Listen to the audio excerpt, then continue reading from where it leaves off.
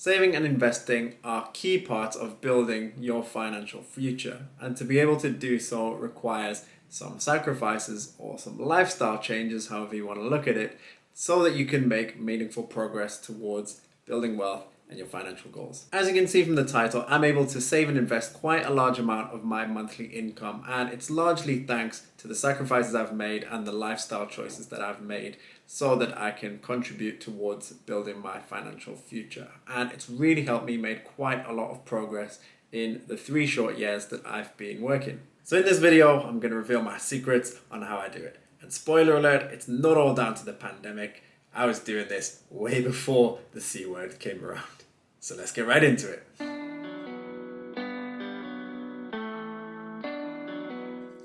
Welcome to Millennials with Money. My name is Johnny and thank you for joining me for this video. Now, just to give you a bit of the context, so I am a financial analyst. I currently live in Madrid, which is the capital of Spain, and I previously worked again as a financial analyst in Paris, France. So that's the context that I'm coming from. I was at my very best and I was on fire with my saving and investing when I was in Paris. Sometimes I was able to invest and save up to 50% of my monthly income.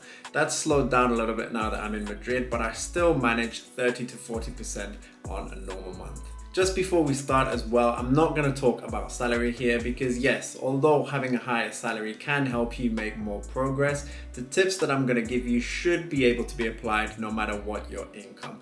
And as you'll have seen if you watch shows like the Dave Ramsey show, you'll know that there's people who make $100,000 a year who live paycheck to paycheck, and there's people who make $40,000 a year who are millionaires. So salary doesn't have everything to do with it.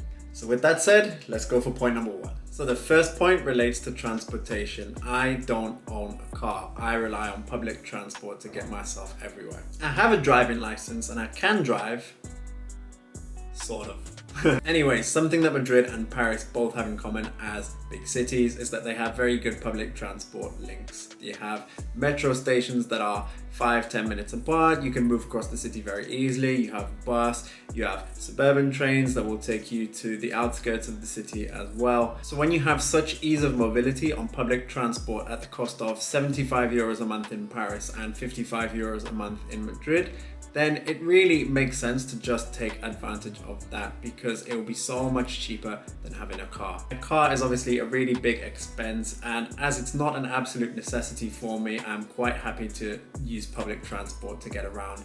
And even if I did have to start thinking about getting a car, I would look for every possible other alternative first, just to keep that cost down and to not have to take on the financial burden of owning and running a car. Because remember, it doesn't just cost the money to buy the car. You have to get insurance for it, you have to pay for petrol, you have to take it through its MOT, maintenance every year, you gotta pay for parking, etc, etc. You might get fines, all that kind of stuff, and that's gonna add up quickly. So yeah, using public transport and minimizing my transportation costs has been one really big help. Point number 2 relates to the other big expenditure in your monthly budget per month, and that is my living costs. I keep my living costs to a minimum, and here I'm talking about housing and accommodation. When I began working full-time in France, I'd previously done an internship and I was registered as a student, so that gave me the right to enter into a student accommodation in Paris, and the student accommodation was in the outskirts of Paris, so it wasn't as expensive as something in the center, and it was also really close to where my job was as well. After I got hired on a permanent basis at the company where I did my internship, I was actually able to continue living in my student accommodation in Paris, which honestly was one of the best value accommodations I've ever had. It was pretty small, but the rent was really cheap, and on top of that, thanks to not having any earnings during 2018, I was actually able to recover some housing aid in 2019 as a result of that, because if you're not working or your income is below a certain level and you live in France, you're able to apply for housing aid, which is a kind of benefit. So that really helped me with my accommodation costs. Now that I'm in Madrid, I'm no longer in a student residence, I'm in a proper adult flat, if you want to call it that. And I obviously don't have housing aid anymore, so I pay a full rent and bills. But still, the rent does not exceed about 30% of what I earn. So that's a big key as well, is to keep your rent to around about 30%, even 25% if you can, because the lower you keep it, the more you can save and invest. Obviously, that's not to say accept a completely inadequate living space. You want somewhere where you're comfortable, where you can see yourself medium to long term, because if you need to keep moving every 3 to 6 months, then you're gonna incur moving costs all the time, and that's gonna add up as well.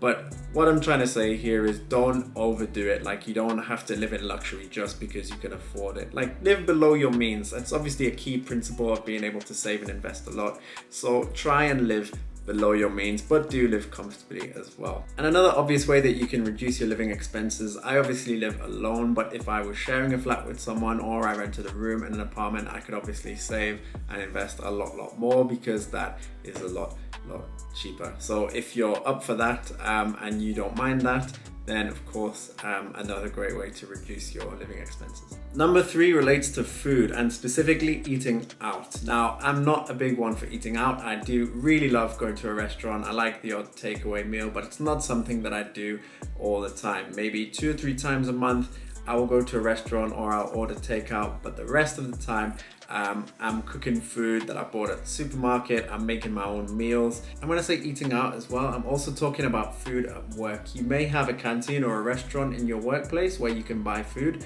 but trust me, you probably don't notice it, but that money adds up over time. If you calculated the cost of making food or preparing food at home and taking it in, then it will work out a lot cheaper. Similar to ordering a takeaway or having a meal out in a restaurant, I use the work restaurant and the work canteen kind of as like a treat. So I'll take in food for most of the week, and then once or maybe twice if I'm feeling a bit frivolous, I'll get something from the work canteen. And don't throw food away as well. If there's something left over from the restaurant or something left over from your takeaway, don't throw it away. Put it in the fridge and eat it the next day. Because not only is reducing food waste good for the environment, it's good for your budget as well, because that's a meal that it's a sunk cost. You've already paid for it in the restaurant, but you've got food left over, so you might as well eat it rather than using other food. Trust me, when I first started budgeting, this category right here was the one that was killing me. It was eating up all my money. I still struggle with it today. I often go over budget on this category, although not as much as it was at the start, because it's just so easy to just go to a restaurant while you're out with friends, or you want to save yourself the inconvenience and the hassle of cooking, or you want to try some new food, and that's all well and good, but trust me, if you do that all the time, that will add up so quickly, and you'll look in your bank account at the end of the month and you'll be wondering, where's all your money gone?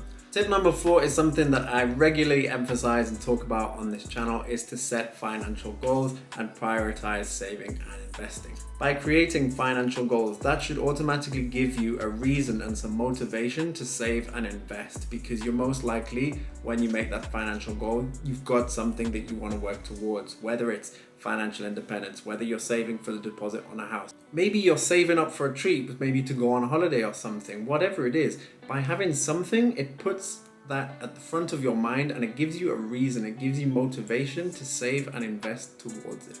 And because of that motivation, and because you've now got that objective, that goal on your mind, and you're consciously contributing towards it, you're likely to put more towards it, because you'll be investing and saving with the first fruits of your income. That's to say, investing and saving towards that goal is one of the first things you do, not the last thing. So when you prioritize saving and investing, you can put more of your money, more of your income, more of your salary towards it, and you'll make much better, quicker progress. That leads me nicely on to point number 5, which is spend later. Now, me personally, I am so focused on saving and investing my money that I sometimes forget to spend money on myself, or I can't find things to spend money on myself, because I'm so focused on saving and investing that I sometimes just forget to have fun with my money. And it's important, to have fun with your money and to budget a little bit to have fun. Within reason, of course, within your budget and your financial means. The problem is when spending takes priority over saving and investing. Because when you put saving and investing last,